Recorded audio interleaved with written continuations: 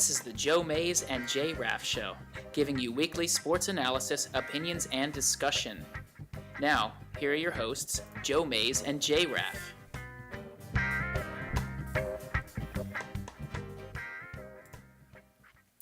Well, good evening, everyone, and welcome to the 202nd episode of the Joe Mays and J-Raff Show. I'm one of your hosts, Joe Mays. Sitting to the right of me, co-host Justin Raffoff, and to my left, who you can't see right now, although I'll change that for you, you'll see our basketball analyst, who hasn't been here in a little bit, in Mr. Adam Filer. So, gentlemen, thanks for being here for talk a little bit of March Madness. Yeah, it should be a fun show. It's regardless of whether people follow college basketball or not. A lot of people get into college basketball this time of year, and so I think we have kind of like a range here of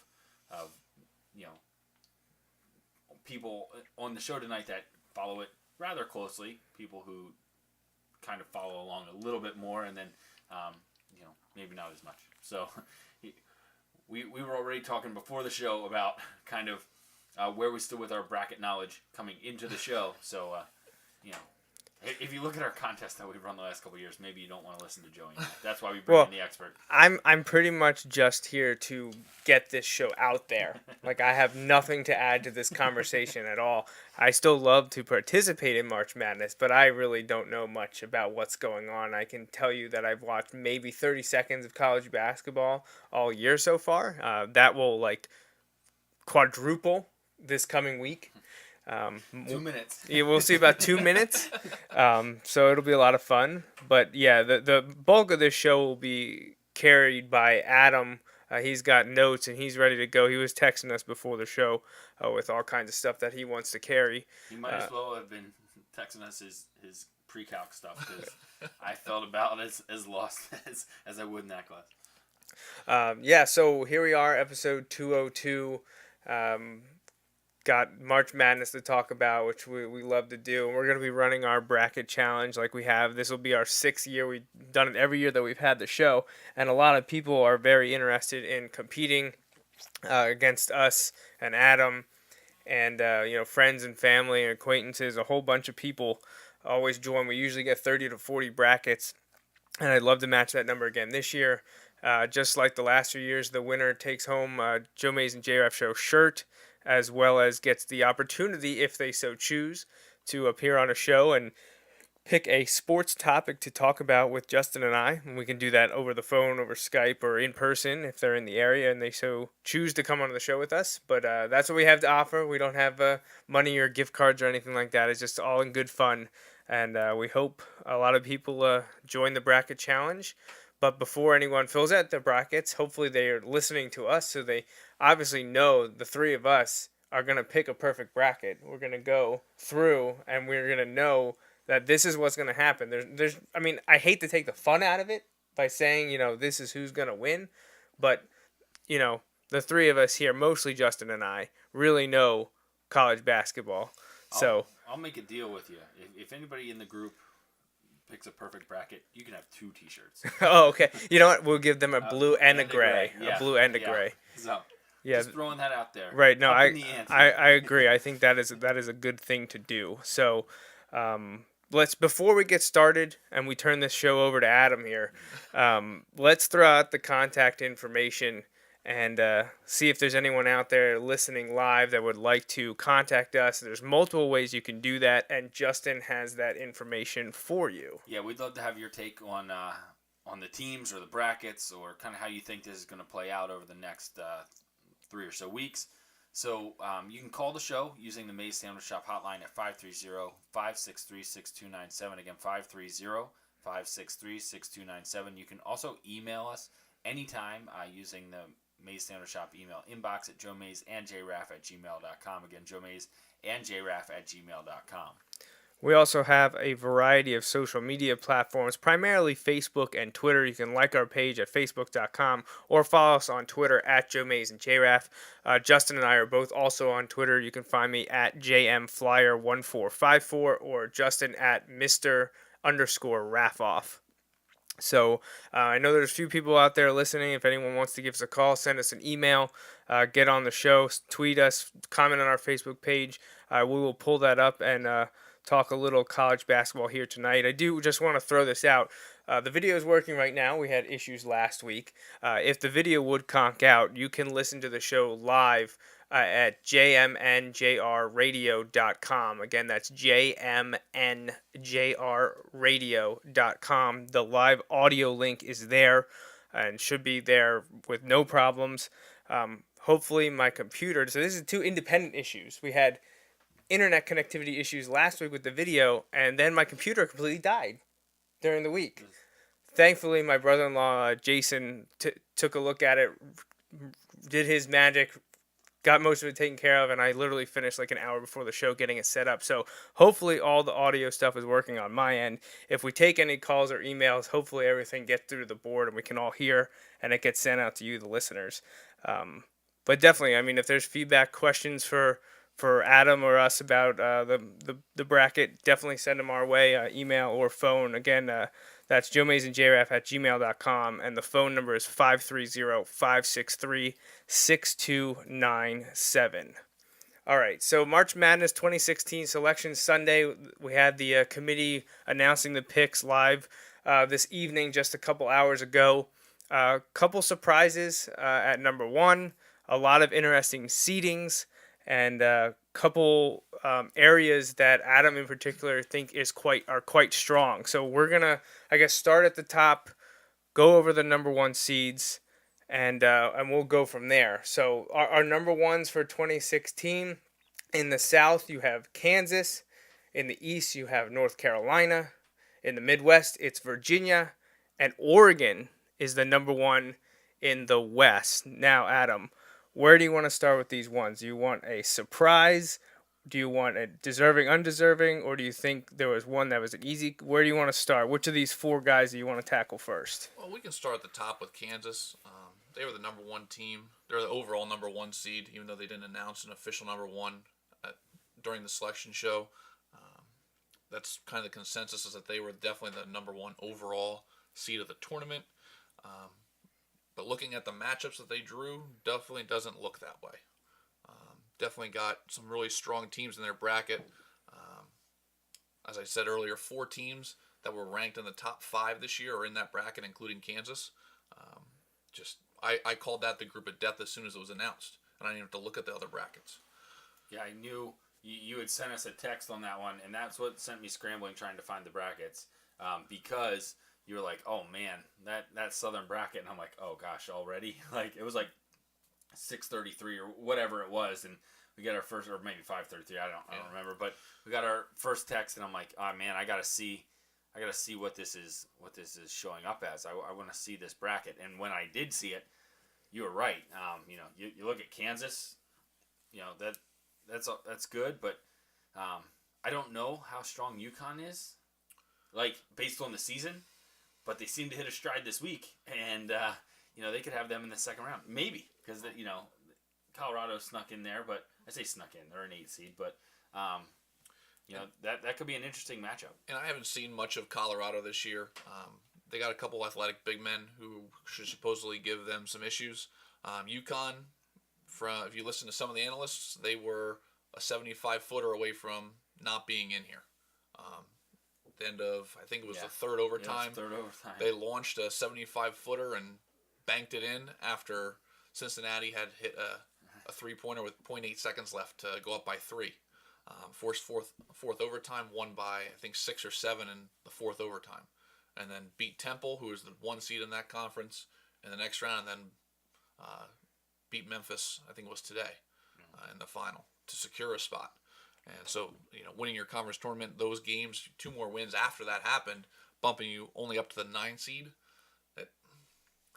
I think what gets people's attention here a lot too is that you have UConn, who has shown the ability to really turn in these above average seasons for a typical team, but an average UConn season, or maybe even slightly below average UConn regular season, and then get hot at the right time, and all of a sudden they're playing the second weekend, maybe going into the third weekend, and I realize they're a 9 seed, so that's unlikely, but like you mentioned, with Kansas being supposedly the number 1 overall seed, draw a UConn in the second round potentially, that's not necessarily doing any favors to them right off the bat. And when you talk about UConn, about the history of UConn, I was having thoughts that this is eerily similar to the run they made when Kemba Walker played, and they went from a 7 seed to NCAA champion after winning the Big East. Right. But then you mentioned Big East. They're not in the Big East anymore. Right. The Big East has been decimated. They're in now the American Athletic Conference. And it's just, they're not going to get as high-profile recruits anymore. Jim Calhoun is not the coach as Kevin Ollie. Completely different scenario for them. You just look down these other teams that they have to face. I mean, once they get to the Sweet 16, they're going to, I mean, you would think have Maryland or California there. Correct. That's I mean, right there, that's, seeing Maryland and California 4 and 5, are you surprised by the seeding of either of those teams? Maryland was number 2 at one point this year. I don't think they reached number 1. They might have, but I know they were definitely number 2 at one point this year. Definitely a very talented team. Melo Trimble, one of the top guards in the country. Rashid Suleiman, who landed at Maryland, had a good relationship with Mark Turgeon during the recruiting process. He's playing like the Rashid Suleiman I had hoped was going to play at Duke. They got a big guy who can stick it from the outside in Jake Lehman, and they have a couple other big guys who bang in the post, and they got some nice depth there. I think the only thing that could hurt them is the depth at guard. Once you get past Suleiman and Trimble, the level goes down a lot. But I definitely see Maryland advancing in the Sweet 16, potentially giving Kansas some fits. Yeah. You talk about Cal, they have a couple really good freshman tandem, and Rob is the big guy, and I think it's Jalen Brown is the kind of a slasher. But then again, you talk about freshmen in the tournament, and they don't have the experience. How will they perform under the pressure?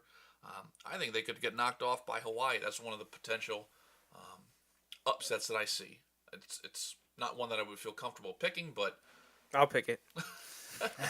I don't care. It's a possibility. I definitely would have them on upset alert at this point.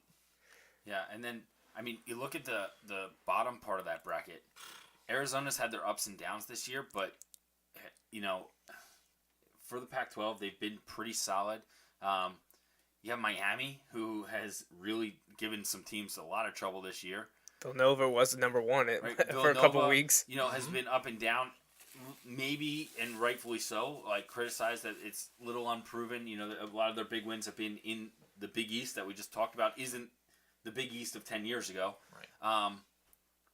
But still, you know, a solid team, but maybe not a 1 seed. I think this weekend really solidified that. But then you also have Iowa in there, you know, who has had a rough last month, but was really high, and then lost to Penn State. They were 4th, I think. Yeah, and I think they were 4th when they lost to Penn State, and that kind of they got a lot of seniors. I think they only won like 1 game after they lost to Penn State. But they have one of the top scorers in the Big Ten. You know, like you get in there, you know. Now obviously that wouldn't, if Iowa wins, that would disrupt this. But you have a chance for a Villanova Temple rematch. You know, that was a big matchup a couple weeks ago when Villanova was number 1. But that would be a fun game to see, but I don't necessarily know that that's going to happen. But that bottom half of the bracket in the South is also, quote-unquote, loaded. You know, there's a lot of teams there. If chalk prevails, you have Arizona versus Miami in the second round, and Iowa versus Villanova. Yeah. I think chalk will prevail. I do have Arizona in the play-in winner circled. That would only be if Wichita State's the play-in winner. I think that could be an interesting matchup. Wichita State could give Arizona some fits just with how up and down Arizona's been. I like Miami to advance there all the way to the Elite 8, knocking off Iowa in the Sweet 16. Yeah. So you have Iowa beating Villanova? I do have Iowa beating Villanova. Now, again, Justin hit on it with how down they've been as of late. They haven't advanced out of the first weekend, Villanova, since I think 2008 or 2009. Wow. And they've been a 1 or a 2 seed each year. Yeah. Pretty much. Definitely underperforming. I like Villanova. Like, I'm a Villanova fan, and I like Jay Wright, but like I can't really defend him against the criticism of that. Like, he's a great recruiter at Villanova. You know, he gets kids that he should get at Villanova, and they produce year in, year out in the old Big East and in this Big East. Come St. Patrick's Day, they're iffy, and I can't. the last great teams they had are when they were playing 4 guards in the center. You know, made a run to the Elite Eight and lost to Oklahoma State, I think, late in that game. But they lost to North Carolina one of the years, didn't they? Yeah, those like back-to-back years, they had really good runs with that same group. With Scotty Reynolds. Adam and I were roommates at the time of that, so we're talking, we're talking a decade plus and Randy now. Foy, and you had who's the stud for the Raptors now? It was Alan Lowry. Ray. Kyle Lowry came in on the back end of that. And Alan Ray was in there. Yeah, Alan Ray. Remember when Alan Ray got his eye popped out in the tournament? That was gross. But anyway, good memories. So you have good times. That was the Villanova team that made it far, and they've been really high, but they haven't really produced in the tournament. And I hope they do, but it's going to be tough for them here. Is the South the toughest one out there, the toughest region? I know you also we're going to talk about the East next, and you also said that was a tough one as well. But do you think the South is slightly tougher than the East? Absolutely. But I have Kansas coming out of it ever since sophomore Devontae Graham has really kind of emerged in the second half of the year. They've been very solid as a team, and I know I heard some analysts talking about how they're not the most talented team in their bracket, yet they're the number one. Doesn't matter if you're the most talented; it's who plays well together. Yeah. And they have a lot of upperclassmen on that team: Perry Ellis, Frank Mason Jr., Wayne Selden. They get after it. Emerging big guy in Jordan Lucas, and now Devontae Graham, a sophomore, has come out of his shell and he's put up 20+ points in some really big games. Against Oklahoma this year, he did. Against West Virginia the other night, he did. They're playing very well, and they got some shooters that come off the bench who can bang shots if they're left open. Real quickly before we move to the East, I'm just going to run down the 16 playing game teams as well that are in the South. For those of you that might not be in front of a computer, it's Kansas, the 1 seed against 16 Austin P. They get the winner of Colorado, UConn, the 8-9 matchup. Maryland, the 5 against 12 South Dakota State. 4 California against 13 Hawaii. 6 Arizona plays the winner of Vanderbilt, Wichita State, the playing game for the 11 seed. 3 Miami, Florida against 14 Buffalo. 7 Iowa against 10 Temple. And 2 Villanova versus 15 UNC Asheville. So that's your South bracket. And those games looks like most of them, half of them are playing on the 17th, and the other half are playing on the 18th. I know there was some talk earlier this week about if things played out right, Villanova could have been in the East Regional, playing in Philly in the second weekend. They had to win. They would have had to win to have any chance at that, even as maybe the 2 get in there. Because the way it kind of shapes out, I'm not sure they were ever on the committee's 1 line. Looking at Oregon being in there as a 1. Well, Oregon had to win the Pac-10. Right. But I just Villanova losing to Seton Hall. I don't know. They might have had Michigan State ahead of them after Villanova lost yesterday. I don't know. But if Michigan State was ahead of them, they would have been ahead after beating Purdue today. Right. So I'm not sure Villanova was ever. I shouldn't say ever, but I think as close to that one, I think they might have been. But losing in the final, they still get to play in Brooklyn, next weekend. So a train ride away, and we just talked about. Let's see them get out of the first weekend. Let's worry about that next weekend. Right. Let's take care of business before you worry about where you're playing the next weekend. All right. So the East, I'm going to do the rundown here first, and then we'll let Adam dissect the ones, possible upsets, and anything related to the East bracket. So number 1 is North Carolina playing the play-in winner of Florida Gulf Coast against Dickinson. Fairleigh Dickinson. Florida Gulf Coast, I'm sure a lot of you remember from a few years back when they made that a run that everyone was so excited about, the actual true Cinderella. They'll get the winner of 8 USC against 9 Providence. Then next part is 5 Indiana against 12 Chattanooga. 4 Kentucky against 13 Stony Brook. 6 Notre Dame will play the play-in winner for the 11th seed, which is Michigan Tulsa. 3 West Virginia against 14 SF Austin. And 7 Wisconsin, 10 Pittsburgh will meet the winner of 2nd seeded Xavier and 15th seeded Weber State. Just real quick, Wisconsin-Pittsburgh might be a 35-34 game. Go Badgers! All right, Adam. So North Carolina, the number 1. Now I know you said there wasn't an actual, as they told you the number 1s, they didn't actually say that Kansas was the 1. Correct. But you're taking it to be that way. And I'm thinking that UNC's the second number one. That was going to be my question. They were Joe Lenardi had them on the one line for a while now. Where they were ranked, I don't think they necessarily were until they beat Virginia last night, and then that bumped them ahead. Both of them were very close. Virginia knocked them off towards the end of the regular season a couple weeks ago in Charlottesville. But UNC is very strong. They have a lot of depth. They're very athletic.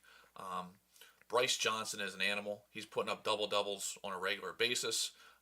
Marcus Page, I thought was probably the best point guard in college basketball coming into the season.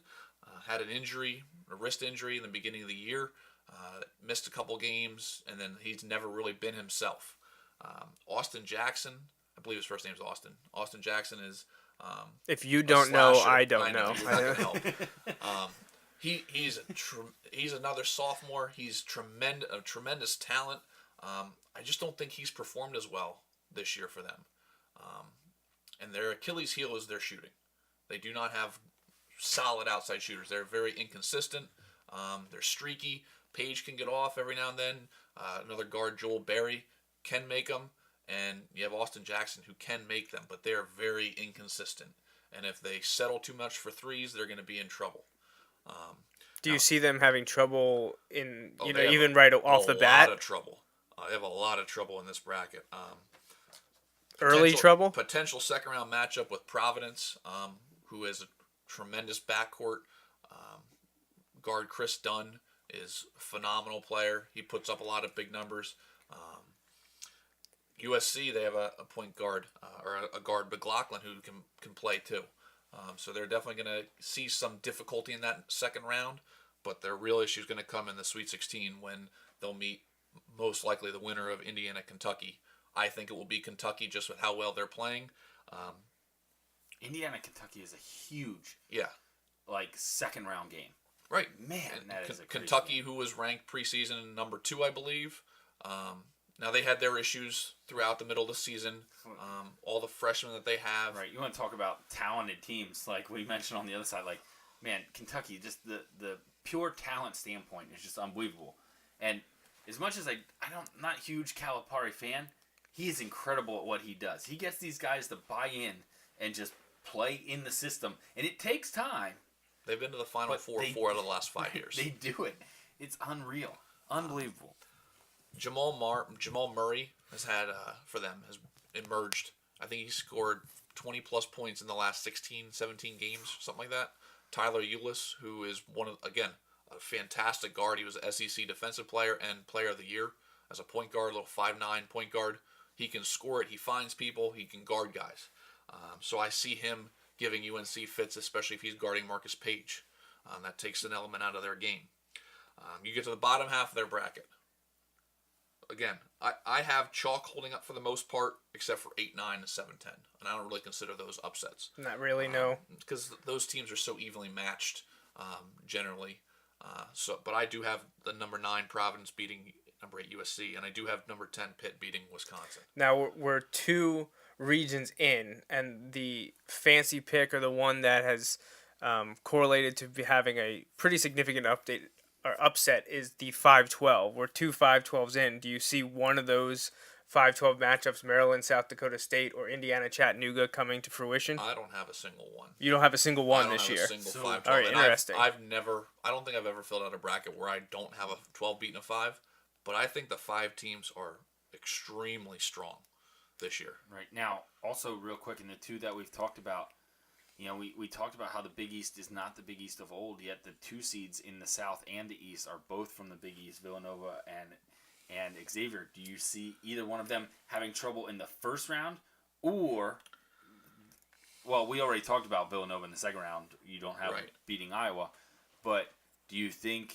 Xavier gets past Weber State, and then Wisconsin or Pittsburgh, as you mentioned, your 10 upset there, so-called upset? I do. I have Xavier advancing. You had mentioned about Villanova possibly being in the East. I really thought they would be the 2 seed in the East playing in Philly.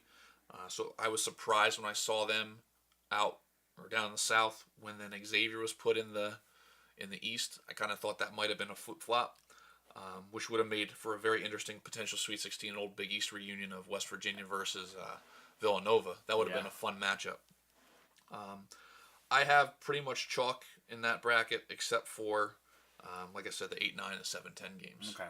You already mentioned, you brought up Joe Lenardi. Did you see, was the bracketologist on point again this year? He had a couple that didn't make it, and I saw a tweet that he had posted on ESPN. I was on the side of ESPN when I was trying to find a bracket to print out. A couple of the decisions that the committee made were very confusing. Head scratchers. Yes, Tulsa he said, is completely indefensible. There's no reason they belong. They've gotten beat by Memphis 2 or 3 times this year. Memphis isn't in the tournament. They just don't belong. Monmouth got hosed. They have 13 road wins. Only team in the NCAA with 13 true road wins. They have 17 road/neutral wins. Only team in the NCAA with that many. I'm also angry we don't get to see the bench celebrations. That's true too. I think since we're starting to bring up some questions that we got through the email, we're going to open up the Mays Sandwich Shop email inbox here with a couple emails or a few emails from your dad, Justin. Jeff Raffoff has one, his first one here, and it talks about Monmouth. He says, Monmouth's omission seems to have surprised some other analysts. How about you? Absolutely. As I was talking about, they have some really good quality wins, road neutral wins. They've beaten USC, who's an 8 seed in the tournament. They beat Notre Dame handily. I think it was by 13 or 15 points down in the Bahamas. And they're a 6 seed in the tournament. They beat UCLA and Georgetown, who, they had atypical down years. Yeah, but not when you schedule them. Yeah, you don't know that going into it. Right. That's my take on a lot of people. There's some people who are like, well, and the 4th or 5th team from like a big conference is better than the top team that just didn't win their tournament, Monmouth, in their own conference. And they're like, yeah, but you tell them all the time. You tell the smaller schools and some of the bigger schools, like, hey, make a good schedule and you'll be rewarded, basically, if you do succeed. And Monmouth did, and basically they were like, yeah, we're not going to reward you. That's essentially how that played out for them. Like, yeah, we didn't mean you. That's essentially... I think St. Mary's in the West, same thing. Their only loss of the year to Gonzaga was in the final. Yeah. The two where that you're talking they were about, arguing if Gonzaga doesn't win that, they're not in. Right. Gonzaga wouldn't have been in, especially as an 11 seed. San Diego State's another one. They've been in the tournament the last couple of years. They lost in their final to Fresno State by a couple points. It was close until the very end. But you talk about some teams that don't belong. I mentioned Tulsa. I don't really think Michigan belongs. I think the only reason they're in is because they knocked off Indiana in the Big Ten quarters on a 3-pointer at the buzzer from the corner. Big shot, kid. The Chapman kid made a great shot.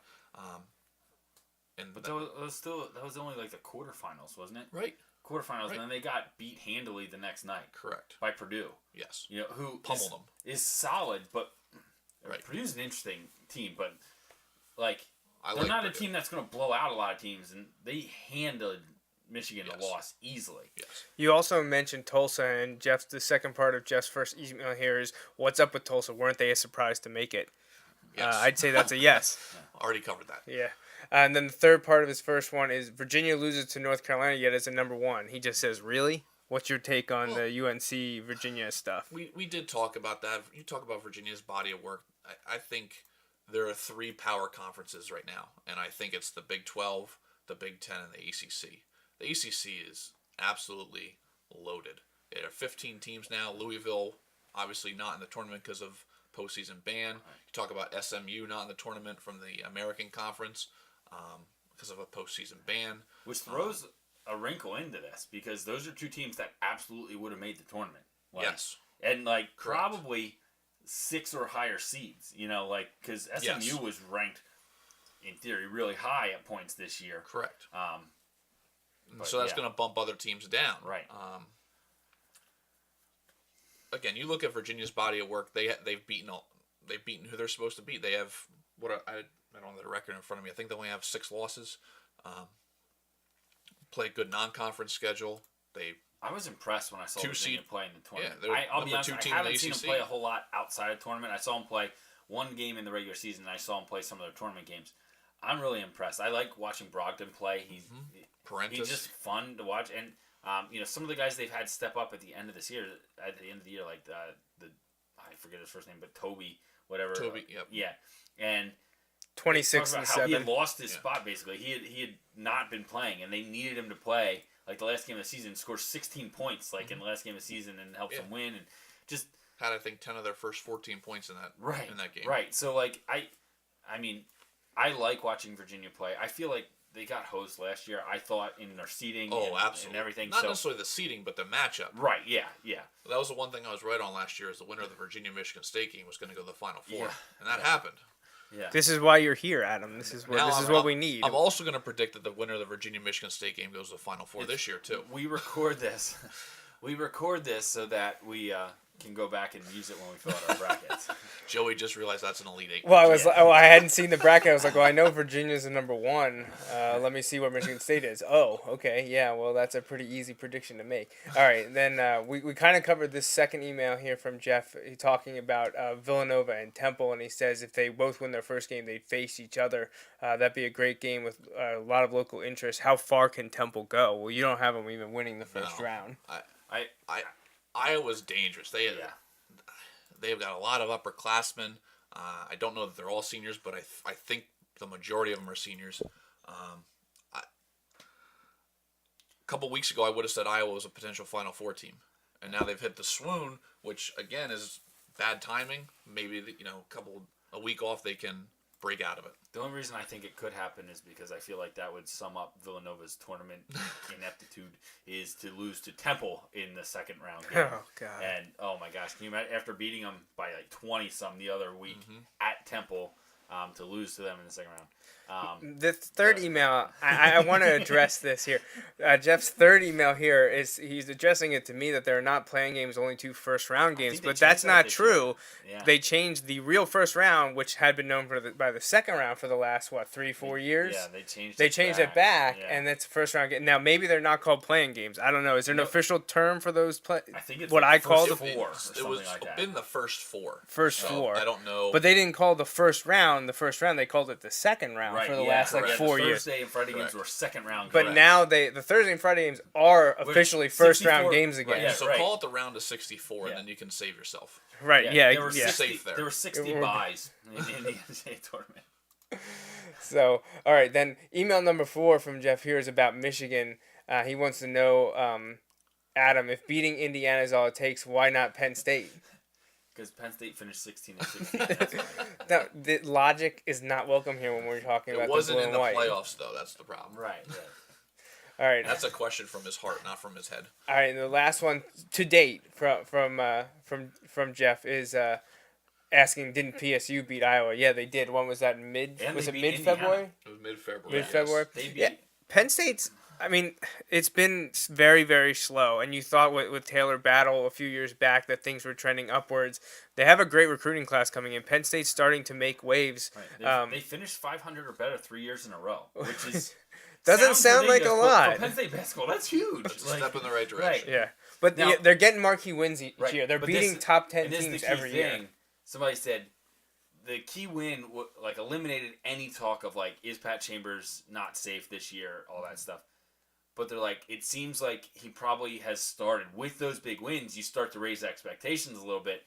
They said he may have also started you need to make the tournament in the next 2 years, which I think that's reasonable. If these recruits are so good, they say what does him well as opposed to what Penn State hasn't been able to do for a while. He recruits Philly really well because he was an assistant. He's got 2 kids coming from Roman Catholic, and I know you know a little bit about Roman Catholic. Penn State made the tournament in 10, 11. When did they lose? Wasn't it to Temple in the first round? By 2 points or something? Was that Yes, that 2010? was Taylor Battle. 2011? Sounds about right. I'm thinking it was 10 or 11. I can't remember. It might have been 2010. All right, so let's continue up with the other region, Region 3 of 4. We're going to look at the Midwest. And Virginia is the number 1 seed here. They'll play 16-seeded Hampton. They'll get the winner of 8 Texas Tech and 9 Butler. Purdue, who we just talked about a little bit, is the 5. They host they play Little Rock. Iowa State's the 4 against Iona 13. 6 seed is Seton Hall, who just got that big victory over Villanova in their postseason tournament. They take 11 Gonzaga, who needed the win to get in. And 3 Utah, 14 Fresno State. 7 Dayton against 10 Syracuse. Oh, there's my boys. They're showing up. They're allowed to play here again now. Okay. They don't belong there. Well, see, that's another one. That's- That's another one where people feel like they got in because they got a pass on the 4 games that, like, Boeheim wasn't allowed the coach. Which, I don't know. Like, part of me is like, if he missed for, like, a health reason, okay. Like, I feel like, okay, if you're going to give him the pass for it, then. Mm-hmm. But he was suspended. Like, that's a whole different issue. Like, oh, you're getting a pass for that? Like, I don't know. They were the 9th ranked team in the ACC tournament. Yeah. Now, the team that was ranked ahead of them that I don't see here is Virginia Tech. Yeah. I can't speak much to them. I know they had some really bad losses this year, so I'm not going to argue that, but I'd argue more that Syracuse doesn't belong in. Now, I say they don't belong in. That game against Dayton, I see that as a definite toss-up because I do think Syracuse has potential, and especially with the 2-3 zone that they play and as long and athletic as they are, and they are aggressive, they can definitely cause fits, and if Dayton's not shooting well or attacking the zone well, they can easily beat them. So you're saying there's a chance that Syracuse can earn the right to lose to Michigan State in the second round? Correct. All right. Michigan State, the final game is Michigan State, the 2 seed against Middle Tennessee, the 15 seed.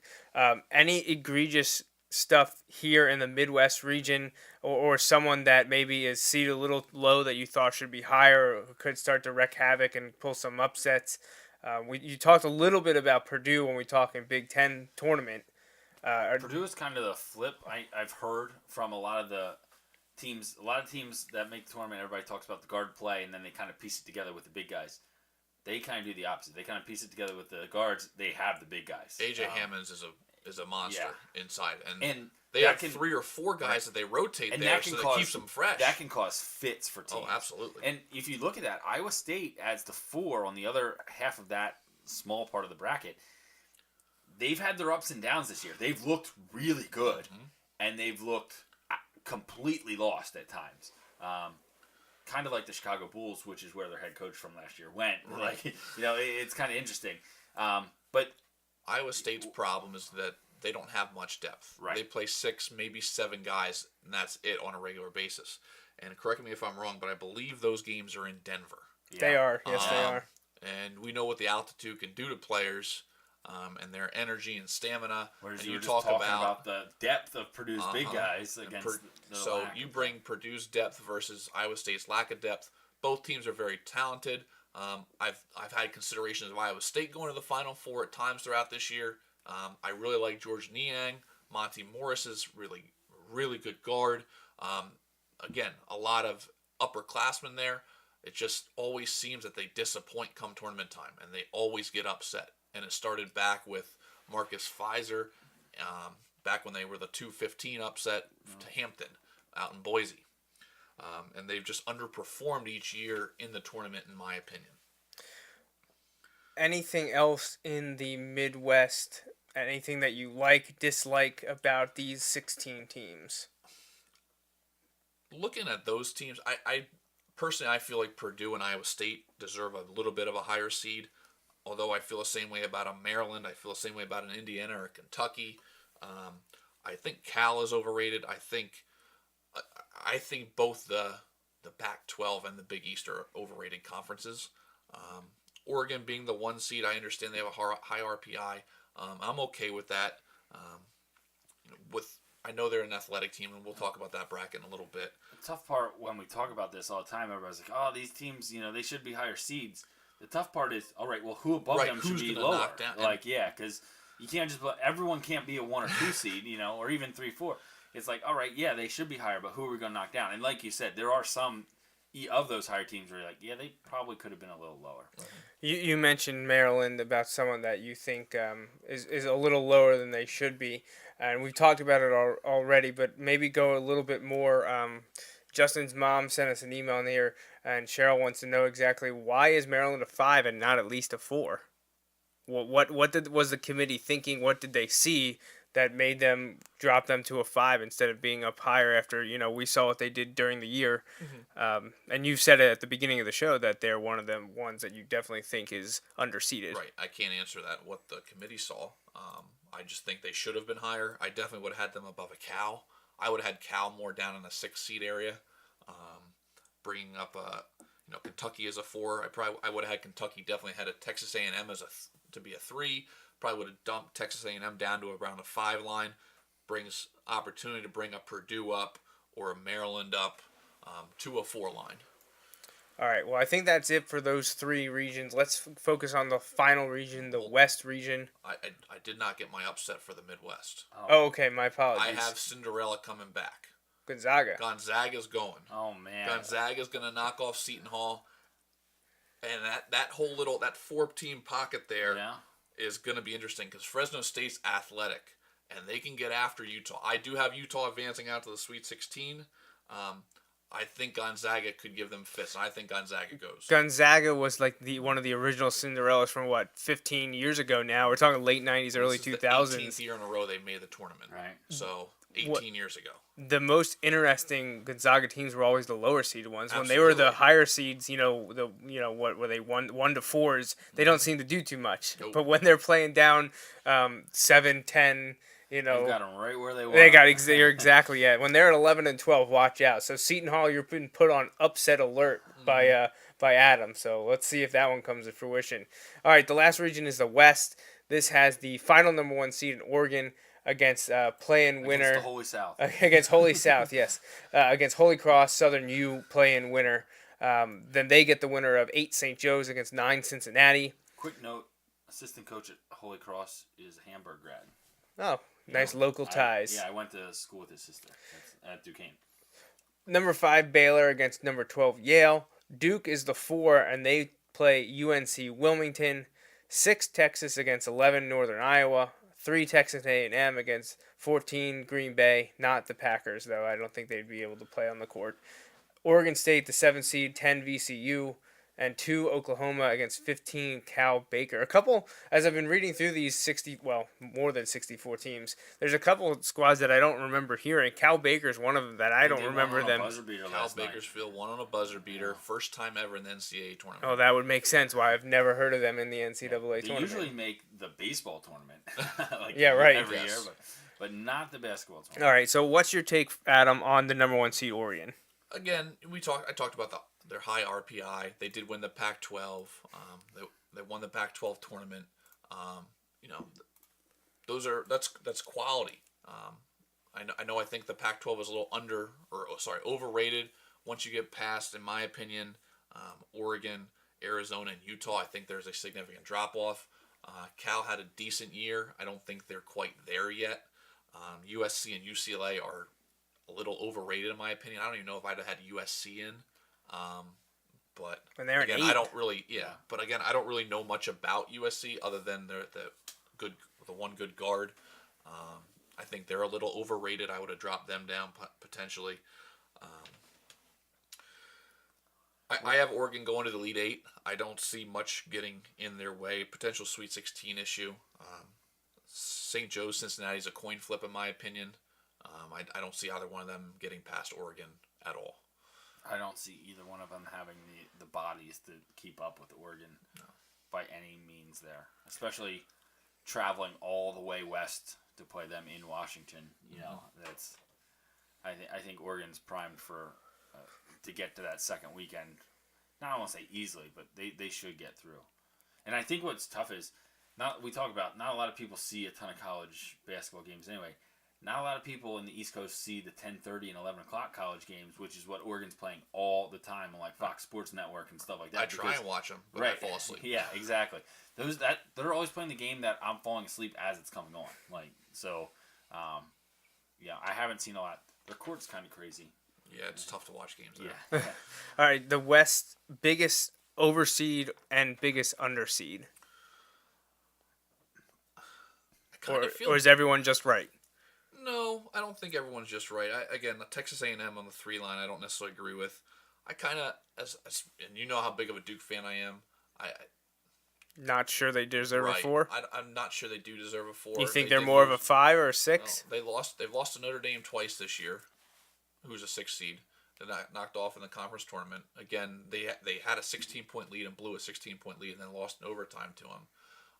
Their depth concerns me. They only play 6 guys on a regular basis. Plumlee broke his nose in that in the game and the win over NC State in that first round. I just have concerns about them. Chase Jeter, a guy off the bench, he was a top 5 recruit in the ESPN, however many last year. Just hasn't developed as I would have hoped he would have this year as a Duke fan. Talent's there. Luke Kennard can score. Grayson Allen can score. Brandon Ingram can score. But again, I talked about it. If they get a little inconsistent with their shooting, and they tend to when they settle for too many threes at times. As much as a Duke fan as I am, I just have concerns. Anyone underrated? Underseeded. Well, the funny thing is, the 7-8. I completely missed it. The 7-10 game, Oregon State and VCU. I hadn't heard a thing about Oregon State all year. Yeah. No one's talked about them all year, and now they're on a 7 line. Where'd that come from? They're 19-12. Yeah. Never underestimate the Beavers. I have VCU knocking them off. Regardless, I don't see either one of those teams getting past Oklahoma. It would be cool. It's not. I doubt it will happen, but to see the Texas against VCU would be very interesting. That would be very interesting. But, wow, that would. That would take a bunch of upsets to happen. But correct. It would be cool to see. But you talk about upsets. I mean, watching ESPN and CBS before I came over, I know they talked about Yale over Baylor as a potential. Just Yale's a good team. UNC Wilmington over Duke as potential. I think Northern Iowa over Texas is definitely a potential. Northern Iowa, I know they've been up and down this year. Every college basketball team has. Right. But don't forget, UNI, Northern Iowa, beat number 1 North Carolina handily earlier in the year. Yeah. But then again, Texas beat North Carolina too, so maybe that should have been an 8-9 game up there in the North Carolina bracket, and they could have had a rematch against one of the teams that beat them. Rubber it's amazing match. how quickly Shaka Smart has returned Texas in the right direction. We had this discussion a week or so ago at lunch about how they're not quite there yet, but they've turned the corner. Like there's no one that's like, oh man, Shaka Smart, the countdown's on. He's on the hot seat. Everybody's like, oh man, he's starting to get it done. It's his first year. Right. And we've talked how long it takes coaches to impose their style on teams and get teams to buy in. Right. This is a topic for another day, but I've had this thought of how is Shaka Smart's quick success at Texas going to hurt Charlie Strong's lack of success? Now, you could argue Texas football turned the corner in the late part of the season too, but it's completely different too. Correct. And they both came into decent teams. Right. It's not like they came into nothing and had to build from scratch. And at Texas, you're not hurting for any resources. No. Right? Like anything they want, they can have. So and the high-profile kids will go to Texas to play basketball. It's one thing when you're remaking a 15-person roster as opposed to remaking a 100-person roster. Right. All right. Then I know we're competing in the bracket challenge, and I hate to do this, but I would like to know.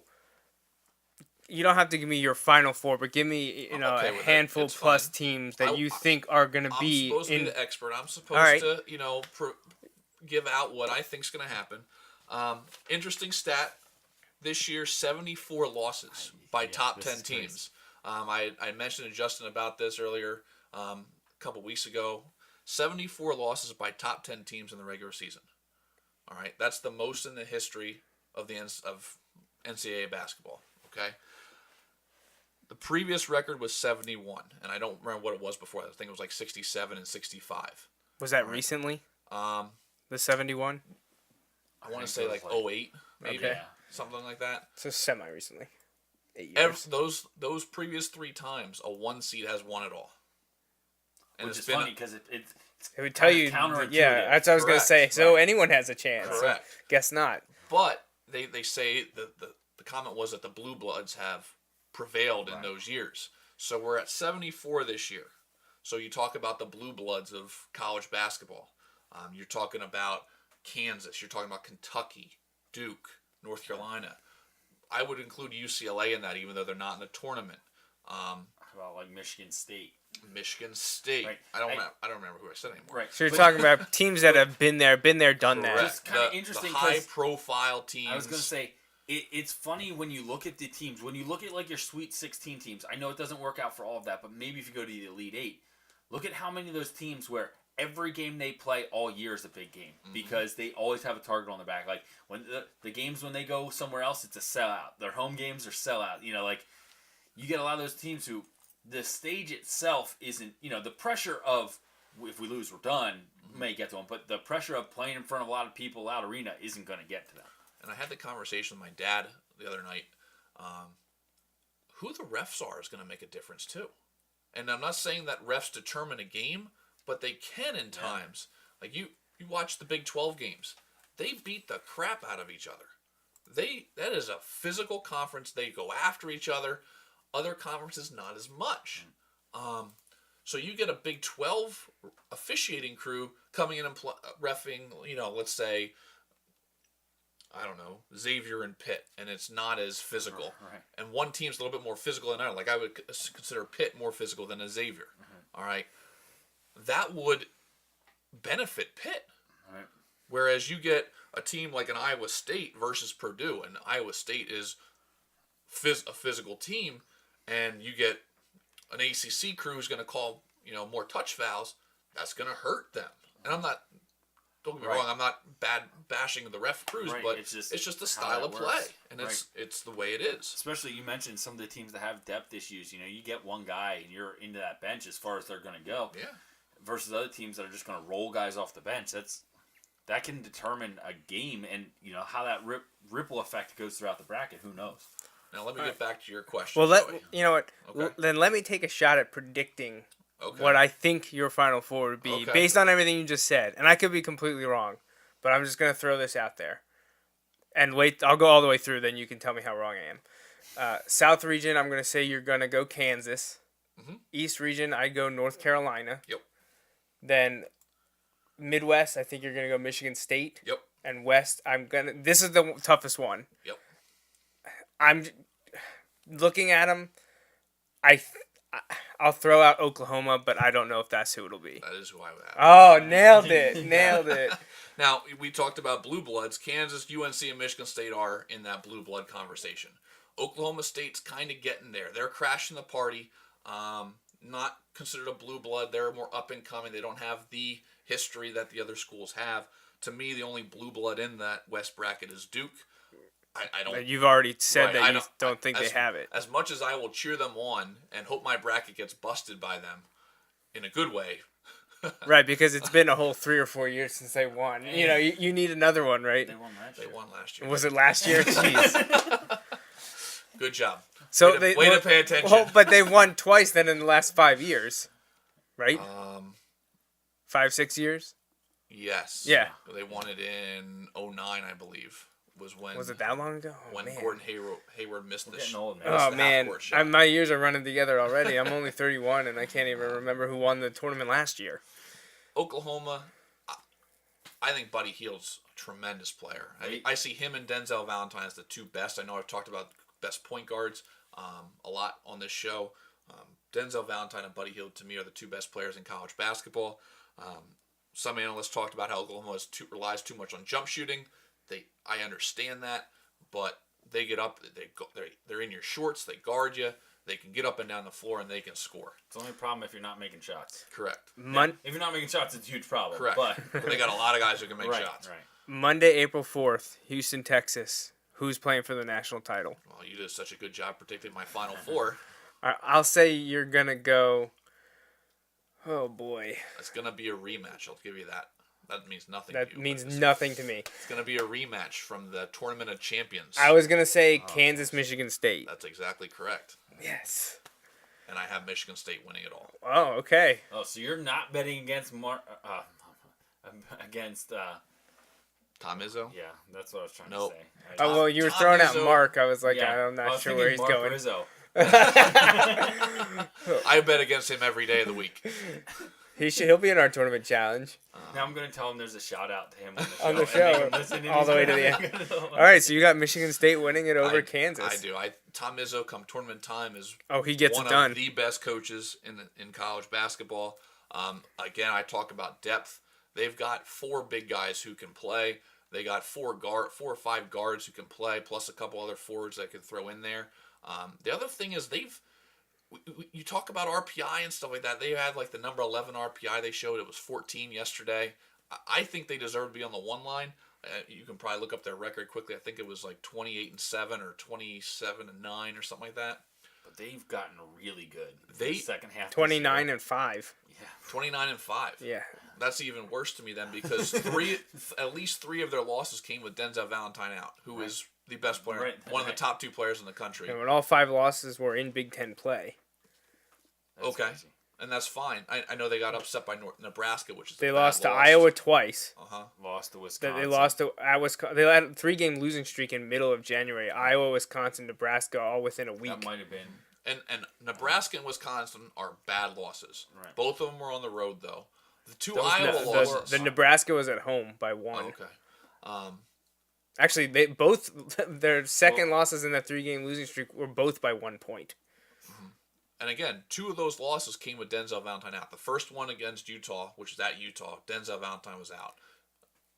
Who's a 3 seed? Like They Utah. only Seven. had 5. Oh yeah, no, not Utah. Wisconsin and Iowa. Sorry. Iowa. Yeah. They only had 5 losses. 3 of them were by 1 point. And Right. I think 3 of them were with 3. Denzel Valentine out, who's, in my opinion, the best player in the country. Does it all. Rebound. He's a triple-double waiting to happen. I don't think he's had one yet this year. He's only had a couple, but he fills up the stat sheet. All right, well, that's the March Madness 2016 bracket with all 68 teams that are vying for the title on, like I said, Monday, April 4th in Houston, Texas. That's where the Final Four is in the national championship game. Any final thoughts on the matchups or March Madness in general for this season, Adam? I think you're going to be safe going with chalk in a lot of the picks. I know you always do the chalk pick bracket. As a control, yeah. Right. I think just for the most part, that'll be a very safe if you go that route. I think there are a lot of teams that have potential. There are a lot of potential upsets. You talk about Indiana or Kentucky could beat a UNC. West Virginia is a very dangerous team with the defense they play. I like Purdue and Iowa State. That's like some of those 4-5 matchups are going to be brutal on Saturday and Sunday. They could be brutal matchups. I look forward to watching them. I know I talked about a couple upsets, especially like an Iowa going out, potential for a Gonzaga to make a run to the Sweet 16. I don't see a whole lot of it happening. You're going to be safe going with your ones, at least to the Elite Eight. I have every one in the Elite Eight. I'd stick with the high seeds. Nothing crazy is going to happen. All right. Well, you heard it here. Probably not first, but I'll say it anyway. You heard it here first, and that was a great insight from Adam. A lot of stats, a lot of names. He knows what's going on. He does well in our bracket challenge every year. So for those of you listening, and we had a good number of listeners this week listening to us live, and I know we get a good amount listening on the iTunes store and on YouTube after we post everything. Definitely over the next few nights, play back everything we said, and hopefully you'll have as much success in the bracket challenge as we've had over the years. Justin, myself, and Adam always do really well. We're usually in the top 10. And that's with me knowing nothing. Yeah, just to clarify. But I usually listen to Adam, so that helps. I wish everyone just a little less success than myself. Right, yeah. Just to clarify. Please don't believe me and overly analyze everything. Just take a couple of things I say and go. Yeah, and we've seen people that pick based on mascots and colors, and they do better than people who sit there and go, nitpick every single game. My wife got second in a tournament last year. See, I look at it as when my bracket is gone, like I root for chaos. I know some people, my wife, who she did win that. She did win it a couple years ago, didn't she? Roots. Yeah, they root for the way their bracket is going to go out the most way. As soon as I lose an Elite Eight or a couple Elite 18, boom! I'm rooting for the 14. I want them to go all the way. I want them to just ruin everyone's bracket. Right. So. And a quick shout out. You mentioned it earlier. Florida Gulf Coast. I was at that game when they beat Georgetown. That was. That's right. Yeah, That's right. You were. That was fun. What were they? That was a 2-15. Oh wow! And then they beat. And we had talked about it before the show started when the last time Florida was relevant. Well, that was when they met each other. So that was 4 years ago when they met each other then in the Sweet 16 and Florida pummeled them. Yeah. But But still, put a team like that, Florida Gulf Coast, that we're talking about, 2 years later because of that run. Yeah. So. Right, excellent. So thank you for your insight, Adam. Thank you for joining us. That was a lot of fun, and hopefully everyone listening enjoyed as well. Any announcements, any shout-outs from you, Justin, as we end the show? Not off the top of my head, no. All right, yeah, I can't think of anything here in early March.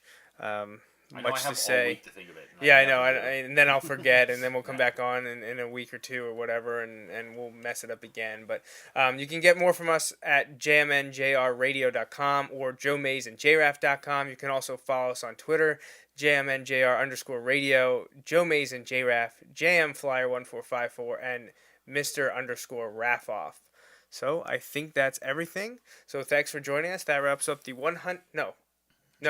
202nd episode of the Joe Mays and J-Raff Show. We hope you tune in every Sunday for our take on sports. Until next time, I'm J-Raff. And I'm Joe Mays. Thanks for listening.